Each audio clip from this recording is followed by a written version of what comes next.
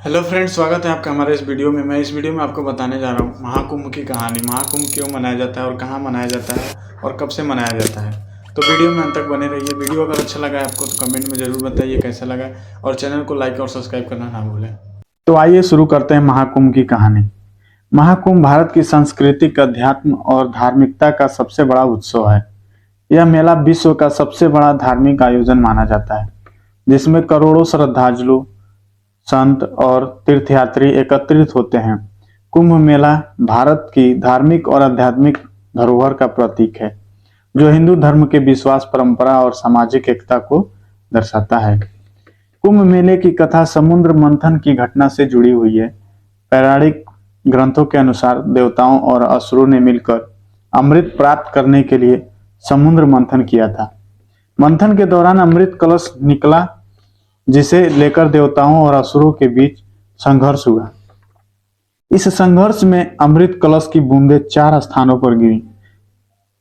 4 स्थानों का नाम है प्रयागराज, हरिद्वार, उज्जैन और नासिक। यही कारण है कि इन 4 स्थानों पर कुंभ मेले का आयोजन किया जाता है। प्रत्येक 3 साल में इन 4 स्थलों में से किसी एक पर अर्ध कुंभ लगता है, और हर 12 साल में एक पूर्ण कुंभ प्रयागराज में लगता है, और प्रत्येक 144 वर्ष में एक बार महाकुंभ लगता है। कुंभ के दौरान पवित्र नदियों में स्नान करने से पापों का नाश होता है और मोक्ष की प्राप्ति होती है, ऐसा हिंदू धर्म में विश्वास है। मेला हिंदू धर्म में एक महत्वपूर्ण तीर्थ स्थान माना जाता है। मान्यता है कि कुंभ मेले में स्नान करने से मोक्ष मिलता है। कुंभ मेला भारतीय संस्कृति का एक महत्वपूर्ण हिस्सा है। यह मेला भारतीय सभ्यता और संस्कृति की विविधता को प्रदर्शित करता है। कुंभ मेला सामाजिक एकता और भाईचारों का प्रतीक है। इस मेले में विभिन्न जातियों, धर्मों और क्षेत्रों के लोग एक साथ आते हैं। कुंभ मेले का सबसे प्रमुख आकर्षण शाही स्नान है, जिसमें लाखों साधु संत, नागा साधु और अखाड़ों के प्रमुख नेता अपने अनुयायियों के साथ पवित्र नदी में स्नान करते हैं। इस अवसर पर गंगा, यमुना और अदृश्य सरस्वती का संगम स्थल विशेष रूप से महत्वपूर्ण माना जाता है। कुंभ मेला केवल धार्मिक आयोजन ही नहीं है, बल्कि यह सामाजिक और सांस्कृतिक समागम भी है।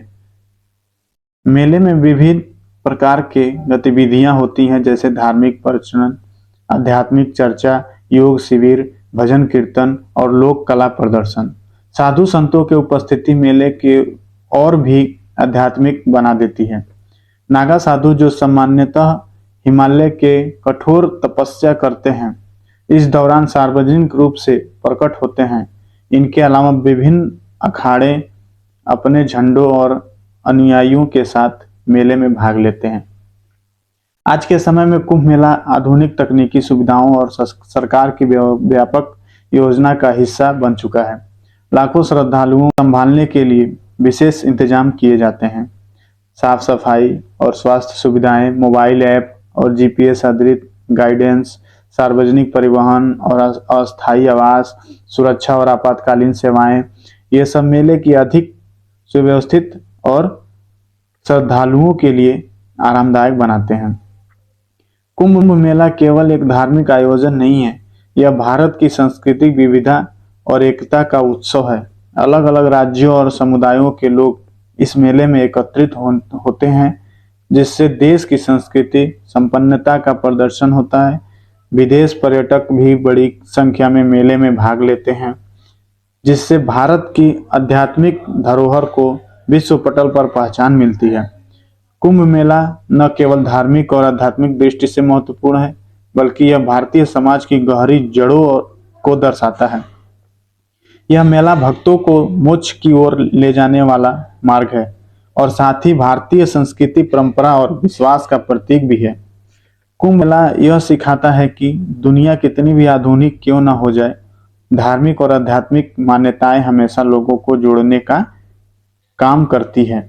कुंभ मेला भारत का गौरव है, जो हर व्यक्ति को भारतीय संस्कृति के गौरवशाली अतीत से जोड़ता है और भविष्य की राह दिखाता है। तो ये थी हमारी महाकुंभ की कहानी। दोस्तों मैं आशा करता हूँ कि वीडियो आपको अच्छा लगी होगी। अगर अच्छा लगी है तो ज़्यादा से ज़्यादा शेयर करें। हमको ऐसे ही